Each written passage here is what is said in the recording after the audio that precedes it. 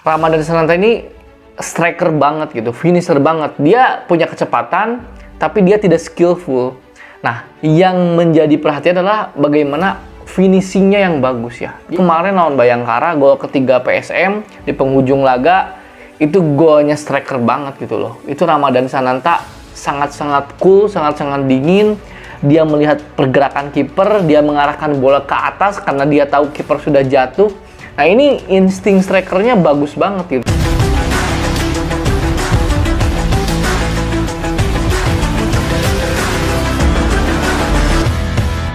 Halo semuanya, kembali lagi bersama saya di Ulasan Bola. Di channel ini saya akan mengulas apapun tentang sepak bola.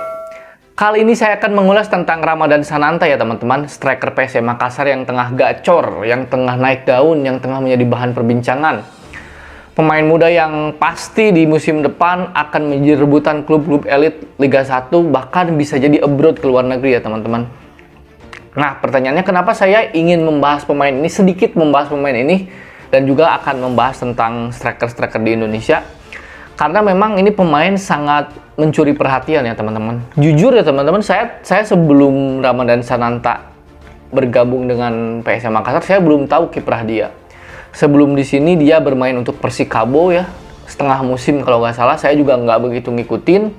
Di Persikabo cuman 4 kali main dan tanpa mencetak 1 gol pun. Tapi di PSM Makassar sekarang 21 pertandingan BRI Liga 1 dia mencetak 11 gol. Untuk ukuran pemain muda 20 tahun ini prestasi yang bagus, dan terbukti ketika Piala AFF kemarin dia dipanggil ke Timnas Indonesia.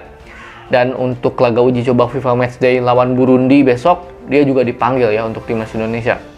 Jadi ini pemain sudah terbukti bagus meskipun baru 1 musim ya teman-teman, karena walau bagaimanapun pemain muda ini biasanya ada masalah di konsistensi. Konsistensi ini kan berkaitan dengan banyak hal tentunya ya. Faktor fisik, faktor mental, bagaimana kan seorang anak muda biasanya mentalnya berubah-ubah atau moodnya berubah-ubah lah, belum ajak gitu, belum terbukti lah di laga-laga krusial misalnya. Jadi ini pemain yang akan terus berkembang menurut saya. Nah, mengenai skillnya sendiri, saya agak tertarik dengan Ramadhan Sananta adalah dia itu bukan tipe striker seperti Ciro Alpes misalkan yang skillful, bukan juga striker Timnas Indonesia seperti Budi Sudarsono yang mampu melewati beberapa pemain one on one bagus, bukan. Ramadhan Sananta ini striker banget gitu, finisher banget. Dia punya kecepatan tapi dia tidak skillful. Nah, yang menjadi perhatian adalah bagaimana finishingnya yang bagus ya. Dia dingin banget gitu. Contoh paling bagus saya masih ingat kemarin lawan Bayangkara, gol ketiga PSM di penghujung laga, itu golnya striker banget gitu loh. Itu Ramadhan Sananta sangat-sangat cool, sangat-sangat dingin. Dia melihat pergerakan kiper, dia mengarahkan bola ke atas karena dia tahu kiper sudah jatuh. Nah, ini insting strikernya bagus banget gitu kan. Dan gol-gol Ramadhan Sananta, perhatiin gol-gol Ramadhan Sananta ya, banyak kok golnya yang keren gitu loh. Saya lupa lawan tim mana, dia pernah poli gitu kan, poli indah gitu kan, lawan Persib kalau nggak salah. Jadi ini pemain yang istimewa menurut saya, pergerakannya, bagaimana dia first touch-nya bagus, dia finishing-nya bagus. Dan kalau menurut saya, Indonesia sudah lama tidak memiliki striker seperti ini. Mungkin sekarang ada Dimas Derajat ya, Dimas Derajat juga sering cedera. Kemudian kemarin juga ketika Piala AFF, dan sebelumnya Sintayong juga sering memainkan false nine ya. Dia di Sulistiawan bahkan yang bukan pemain nomor 9 dia menjadi striker. Jadi memang saat ini sedang krisis. Karena kita kan sering bilang, mungkin di media-media teman-teman pernah baca atau nonton YouTuber selalu bilang bahwa timnas yang baik itu dihasilkan dari kompetisi yang baik. Begitupun dengan striker timnas yang baik dihasilkan dari kompetisi yang bagus, pembibitan usia muda yang bagus. Selalu kan narasi itu digaungkan. Itu memang benar ya teman-teman. Apalagi sekarang ada isu naturalisasi. Bagaimana naturalisasi ini dianggap sebagai penghambat regenerasi ya teman-teman. Yang sebetulnya ya ada benernya ada enggaknya juga. Kemudian juga regulasi Liga 1, bagaimana setiap tim rata-rata memiliki pemain asing utama ya di setiap klub. Jadi hampir semua klub Liga 1 striker utamanya striker asing gitu teman-teman. Meskipun mungkin striker cadangannya atau striker keduanya ada pemain-pemain lokal, tapi kebanyakan mayoritas Liga 1 tim-timnya menggunakan striker asing. Nah, Ramadan Sananta pun sebetulnya kan kadang tidak selalu menjadi starter kan, masih ada Everton kalau nggak salah. Tapi dia cukup sering menjadi starter gitu untuk ukuran pemain 20 tahun ya teman-teman. Jadi sebetulnya kadang begini ya, memang kita mungkin tidak senang dengan regulasi yang ada saat ini, dengan regulasi pemain asing dan lain-lain. Tapi sebetulnya kalau kita hanya berkutat dengan masalah, tidak keluar mencari solusi, ya kali gini-gini aja. Contohnya apa? Sekarang gini, PSM Makassar punya Everton.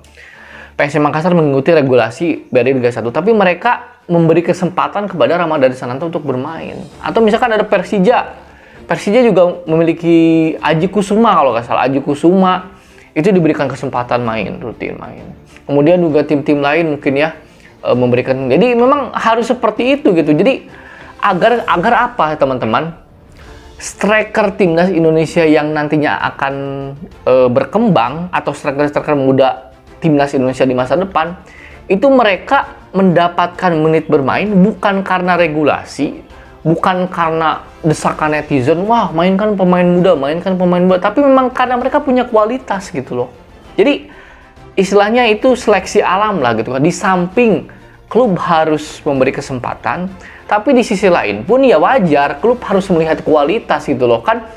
Klub juga tujuannya ingin menang, ingin juara gitu kan. Kalau memang nggak perform ya mau gimana lagi. Jadi sebetulnya ujung-ujungnya itu klub memang harus memberikan menit bermain. Yang kedua mungkin dari pemainnya itu sendiri harus lebih effort, harus lebih meningkatkan kualitas diri, mencontoh pemain asing yang ada di BRI Liga 1 khususnya striker. Jadi antara dua hal itu tidak bisa, itu harus saling beriringan gitu loh. Jadi kita tidak bisa selalu menyalahkan klub. Wah, klub A tidak memberikan kesempatan. Wah, liga kok malah pemain asing terus. Tidak bisa selalu menyalahkan itu. Kembali lagi ke individunya. Individunya bagaimana? Gitu kan. Effortnya seperti apa? Jadi memang seluruh stakeholder sepak bola di tanah air ini memang harus saling beriringan untuk menghasilkan salah satu striker yang bagus. Contohnya Ramadhan Sananta. Tapi saya sih berpendapat bahwa biarkan pemain ini, Ramadhan ini terus berkembang, dan saya yakin dia akan lebih bagus dari hari ini.